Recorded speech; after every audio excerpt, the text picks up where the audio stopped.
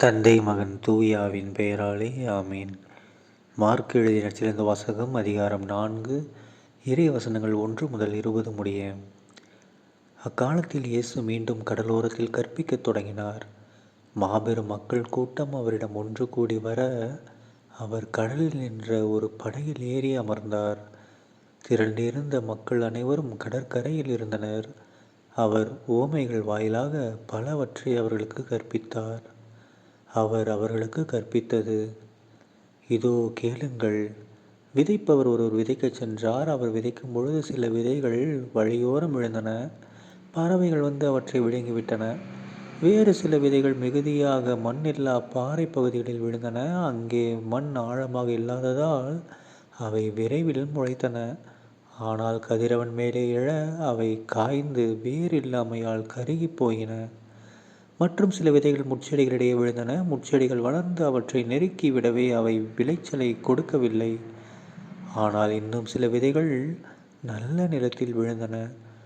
அவை முளைத்து வளர்ந்து சில 30 மடங்காகவும் சில 60 மடங்காகவும் சில 100 மடங்காகவும் விளைச்சலை கொடுத்தன. கேட்கச் செவியுள்ளோர் கேட்கட்டும்.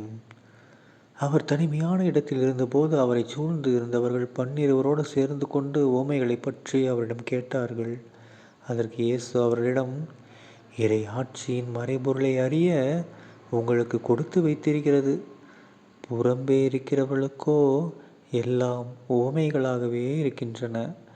எனவே அவர்கள் ஒருபோதும் மனம் மாறி மன்னிப்பு பெறாதபடி கண்ணால் தொடர்ந்து பார்த்தும் கண்டு கொள்ளாமலும் காதால் தொடர்ந்து கேட்டும் கருத்தில் கொள்ளாமலும் இருப்பார்கள் என்று கூறினார். மேலும் அவர் அவர்களை நோக்கி, இந்த உவமை உங்களுக்கு புரியவில்லையா? பின்பு எப்படி மற்ற உவமைகளையெல்லாம் நீங்கள் புரிந்து கொள்வீர்கள்? விதைப்பவர் இறைவார்த்தையை விதைக்கிறார். வழியோரம் விழுந்த விதைகளுக்கு ஒப்பானவர்கள் வார்த்தையை கேட்பார்கள். ஆனால் அதை கேட்டவுடன் சாத்தான் வந்து அவர்களுள் விதைக்கப்பட்ட வார்த்தையை எடுத்து விடுகிறான். பாறை பகுதியில் விதைக்கப்பட்ட விதைகளுக்கு ஒப்பானவர்கள் இறை வார்த்தையை கேட்டவுடன் அதை மகிழ்ச்சியோடு ஏற்றுக்கொள்வார்கள். ஆனால் அவர்கள் வேறற்றவர்கள், சிறிது காலமே நிலைத்திருப்பவர்கள். இறை வார்த்தையின் பொருட்டு இன்னலோ இடுக்கண்ணோ நேர்ந்த உடனே அவர்கள் தடுமாற்றம் அடைவார்கள். முட்செடிகளுக்கு இடையில் விதைக்கப்பட்ட விதைகளுக்கு ஒப்பானவர்கள் இறை வார்த்தையை கேட்டும் உலக கவலையும் செல்வ மாயும் ஏனைய தீய ஆசைகளும் உட்புகுந்து அவ்வார்த்தையை நெருக்கி விடுவதால் பயனளிக்க மாட்டார்கள். நல்ல நிலத்தில் விதைக்கப்பட்ட விதைகளுக்கு ஒப்பானவர்கள் இறை வார்த்தையை கேட்டு அதை ஏற்றுக்கொண்டு பயனளிப்பார்கள். இவர்களுள் சிலர் 30 மடங்காகவும் சிலர் 60 மடங்காகவும் சிலர் 100 மடங்காகவும் பயனளிப்பார் என்றார். ஆண்டவரின் அருள்வாக்கு. கிறிஸ்துவே உமக்கு புகழ். அன்பான சகோதர சகோதரிகளே, இன்று பொதுக்காலம் 3ஆம் வாரம் ஜனவரி 29ஆம் தேதி 2025ஆம் வருடம் புதன்கிழமை. இன்றைய நற்செய்தியில் பார்க்கணும், இயேசு கிறிஸ்து ஆண்டவர் நம்ம எல்லாருக்கும் குழந்தையிலேருந்து தெரிஞ்ச ஒரு உவமை. என்ன உவமை? விதைப்பவர் உவமையை எடுத்து வைக்கிறாரு. ஓகேங்களா? இதுக்கு நான் விளக்கமே சொல்ல தேவையில்லை, ஏன்னா ஏசப்பாவே விளக்கம் சொல்லிட்டாரு. ஸோ அதுக்கு நம்ம விளக்கமே தேவை கிடையாது. ஏன்னா அவ்வளோ பெரிய கடவுளான ஏசப்பாவே சொல்லிட்டாரு. சரி, இதில் நம்ம எந்த நிலையில் இருக்கோம்? முதல்ல என்ன நிலை இருக்குது? வழியோரம் விழுந்தது, 2வது பாறையில் விழுந்தது, 3வது முட்புதரில் விழுந்தது, 4வது எங்கே விழுந்திருக்கு? நல்ல நிலத்தில் விழுந்து பல 4வது என்னது? 30 மடங்காக கொடுத்தது, 5வது 60 மடங்காக கொடுத்தது, 6வது 100 மடங்காக கொடுத்தது. இந்த 6ல் நாமெல்லாம் எந்த இடத்துல இருக்கோம்னு நினச்சி பாருங்கள். ஓகேங்களா?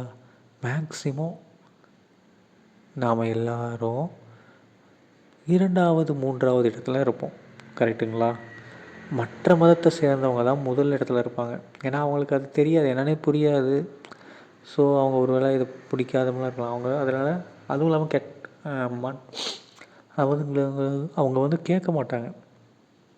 ஸோ அவங்களுக்கெல்லாம் அது முதல் இது. அதே நாமெல்லாம் 2, 3 மாறி மாறி வந்துட்டுருப்போம். மிஞ்சி கஷ்டப்பட்டு சாவறதுக்குள்ளேயாவது 4வது இடத்துக்கு போயிடுவோம். ஆனால் 5வது இடம் 6வது இடம் இருக்கிறத நம்ம கண்டுக்கிறதே கிடையாது. 4வது இடத்துக்கு போனால் போதும்டா, ஒரு 30 மடங்கு கொடுத்தா போதும்டான்னு தான் நம்ம ஆசைப்படுறோமே தவிர 100 மடங்குக்கு நம்ம யாரும் ஆசைப்படுறதில்ல. ஒருவேளை உங்களால் முடியலையா, உங்கள் பிள்ளைகளையாவது 60 மடங்குக்கு மூவ் பண்ணி விடுங்க. அவங்க குழந்தைய 100 மடங்குக்காவது கொண்டு போவாங்க. ஓகேங்களா? நீங்களே 3வது இடத்துல இருந்தீங்கன்னா, உங்கள் பையனை கண்டுக்காமல் விட்டிங்கன்னா, அவன் 2வது இடத்துல இருப்பான். அதுக்கப்புறம் அட போடா இதாண்டா அப்படின்ட்டு அவன் முதல் இடத்துக்கு போயிடுவான். ஓகேங்களா? அதனால் நம்ம என்ன பண்ணணும், இந்த 6 இடத்துல நம்ம வாழ்கிற வாழ்க்கையிலேயே முடிஞ்ச அளவுக்கு ஹையஸ்ட்டுக்கு போயிடணும். அப்போ தான் நம்ம குழந்தைகளையும் அதே மாதிரி வளர்க்க முடியும், நமக்கு அடுத்த ஸ்டெப்புக்காக கொண்டு போக முடியும். ஓகேங்களா? ஸோ ட்ரை பண்ணுவோம். தந்தை மகன் தூயாவின் பெயராலே ஆமேன். இயேசுவுக்கே புகழ், இயேசுவுக்கே நன்றி, மரியே வாழ்க, இயேசுவின் ரத்தம் ஜெயம். ஹல்லேலூயா. Praise the Lord.